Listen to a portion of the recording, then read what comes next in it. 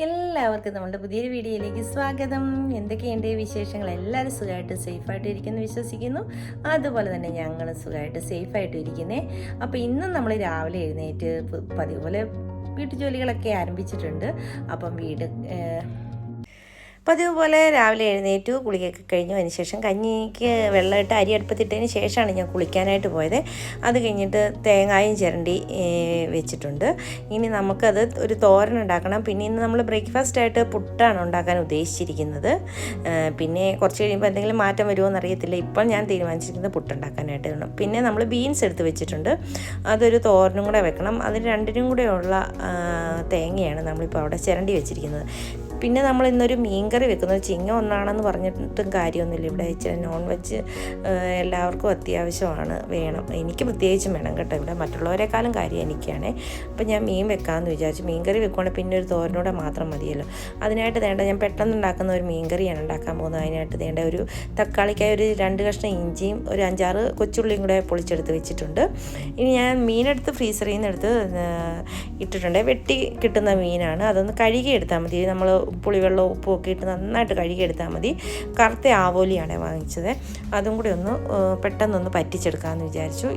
ഇതൊക്കെ ആകുമ്പോൾ നമുക്ക് പെട്ടെന്ന് വെക്കാമല്ലോ. ഒറ്റ കറി അല്ല 2 കറി മതിയല്ലോ. അല്ലെ ഒത്തിരി കറികളൊക്കെ ഉണ്ടാക്കാൻ, ചാറും തോരനും പിന്നെ വറുത്തതും ഒക്കെ.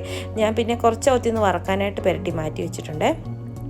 പിന്നെ നമ്മൾ കൊച്ചുള്ളിയും അതുപോലെ തന്നെ ഇഞ്ചിയും പച്ചമുളകും തക്കാളിയും കൂടെ നന്നായിട്ട് ചെറുതായിട്ട് അരിഞ്ഞിട്ടുണ്ട്. അതിലേക്ക് കാശ്മീരി മുളക് പൊടിയും എരിവുള്ള മുളക് പൊടിയും കൂടെ ചേർത്ത് കൊടുക്കുന്നുണ്ട്. അതിനകത്തോട്ട് ഇച്ചിരി മഞ്ഞൾപ്പൊടിയും കൂടി ഇട്ടിട്ട് നമുക്ക് നന്നായിട്ട്, ഈ റെസിപ്പിയൊക്കെ നേരത്തെ ഞാൻ ഇട്ടിട്ടുള്ളതാണ് കേട്ടോ. അതുകൊണ്ട് ഞാൻ കറക്റ്റായിട്ടൊന്നും അളവുകളും കാര്യങ്ങളും ഒന്നും പറയുന്നില്ല.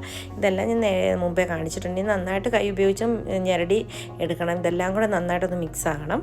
അപ്പോഴാണ് അതിൻ്റെ ടേസ്റ്റ് നന്നായിട്ട് ഇറങ്ങുന്നത്. അതുകൊണ്ട് ഞാൻ നന്നായിട്ടൊന്ന് മിക്സ് ചെയ്തെടുക്കുന്നത്. അതിലേക്ക് ആവശ്യത്തിനുള്ള പുളിവെള്ളം, കുടംപുളി ഞാൻ നേരത്തെ ചൂടുവെള്ളത്തിലിട്ട് വെച്ചിട്ടുണ്ടായിരുന്നു. അതും കൂടെ ഞാൻ ഒഴിച്ചു കൊടുത്ത് ആവശ്യത്തിന് ചാറ് ആവശ്യമായ വെള്ളവും എല്ലാം ഒഴിച്ചു കൊടുത്തിട്ടുണ്ട്. ഇനി ഇതിലേക്ക് നമുക്ക് ആവശ്യത്തിനുള്ള ഉപ്പും ചേർത്ത് പിന്നെ കറിവേപ്പിലയും കൂടെ ഇട്ട് കൊടുത്തിട്ട് പിന്നെ മീൻ ഇപ്പം തന്നെ പെറുക്കിയിട്ടേക്കാം. എന്നിട്ട് തിളച്ച് വരുമ്പോൾ നമുക്ക് പച്ചവെളിച്ചെണ്ണ ഒഴിച്ച് കൊടുത്തു കഴിഞ്ഞാൽ നമ്മുടെ കറി റെഡിയാവും. അപ്പോൾ അതേ ആവശ്യത്തിനുള്ള ഉപ്പും കൂടെ ഞാൻ ചേർത്ത് കൊടുക്കുന്നുണ്ട്. ഇനി ഇതിൻ്റെ കൂടെ തന്നെ മീനും കൂടെ പെറുക്കിയിട്ട് കൊടുക്കാം. അപ്പോൾ ആവോലി ആയതുകൊണ്ട് ഒത്തിരി വേവൊന്നുമില്ല, പെട്ടെന്ന് വെന്ത് കിട്ടും. അതുകൊണ്ട് ഞാൻ അവിടെ പെറുക്കിയിട്ട് കൊടുക്കുന്നുണ്ട്. കുറച്ചെടുത്ത് വറക്കാനായിട്ട് മാറ്റി വെക്കുകയും കൂടെ ചെയ്യണം. അപ്പോൾ ഇത് ഞാനൊന്ന് പെറുക്കിയിട്ട് കൊടുത്തിട്ട് നമുക്കിതൊന്ന് പറ്റിച്ചെടുക്കാം. അതിന് ശേഷം നമുക്കിതിലേക്ക് ബാക്കി പരിപാടികളൊക്കെ ചെയ്യാവേ.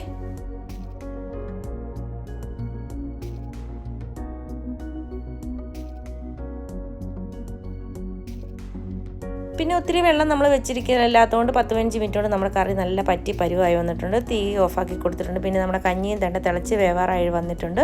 അതിനുശേഷം ഞാൻ കറി മാറ്റിയിട്ട് നമ്മുടെ മീൻകറി മാറ്റിയതിന് ശേഷം കടുകിട്ട് പൊട്ടി വന്നപ്പോൾ അതിലേക്ക് കറിവേപ്പില ഇട്ട് കൊടുത്തിട്ടുണ്ട്. ബീൻസ് ചെറുതായിട്ട് അരിഞ്ഞ് വെച്ചിട്ടുണ്ട്.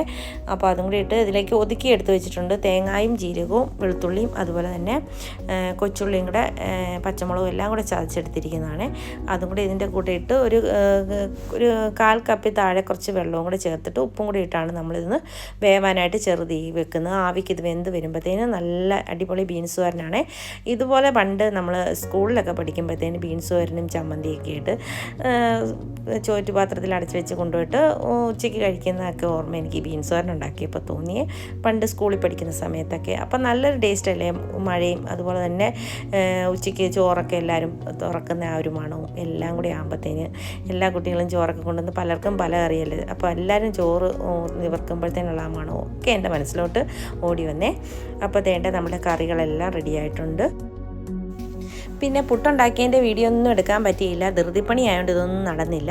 അപ്പോഴത്തേന് കറി എല്ലാം ചോറും പൊതിയൊക്കെ എടുത്തതിന് ശേഷമാണ് ഞാൻ ഈ കറിയുടെ എല്ലാം വീഡിയോ എടുക്കുന്നത്. അതൊക്കെ എടുക്കാനായിട്ട് വിട്ടുപോയി ധൃതി കാരണം. പിന്നെ അതിന് ശേഷം ചായ വെച്ചിട്ട് നമ്മുടെ ഗ്യാസ് സ്റ്റോവിൽ മുഴുവൻ അത് തിളച്ച് ചാടി. അതിനിടയ്ക്ക് എന്തോ പണിക്കൊക്കെ ഇടയ്ക്ക് പോയി. ചോറെടുത്ത് വെക്കാനോ എന്തൊക്കെയോ ചേട്ടൻ വിളിച്ചിട്ടാണോ അങ്ങോട്ടോ പോയ സമയത്ത് അത് തിളച്ച് ചാടിപ്പോയി. അതെല്ലാം ഒന്ന് ക്ലീൻ ചെയ്തെടുക്കുവാണ്. അപ്പോൾ ഈ വെള്ളയും കൂടി ആയതുകൊണ്ട് ഇത് ഭയങ്കര പാടാണ്. എന്ന് നമ്മൾ എന്തെങ്കിലും ഫുഡ് ഉണ്ടാക്കിയതിന് ശേഷം നമ്മൾ അന്നേരം തന്നെ ക്ലീൻ ചെയ്തില്ലെങ്കിൽ പിന്നെ പിന്നെ നമുക്കത് പണി കിട്ടും. അപ്പോൾ അതെല്ലാം ഞാൻ ഒന്ന് ക്ലീൻ ചെയ്തു. അതിനുശേഷം കുറേ പാത്രങ്ങളൊക്കെ ഉണ്ട് കഴുകാനായിട്ട്.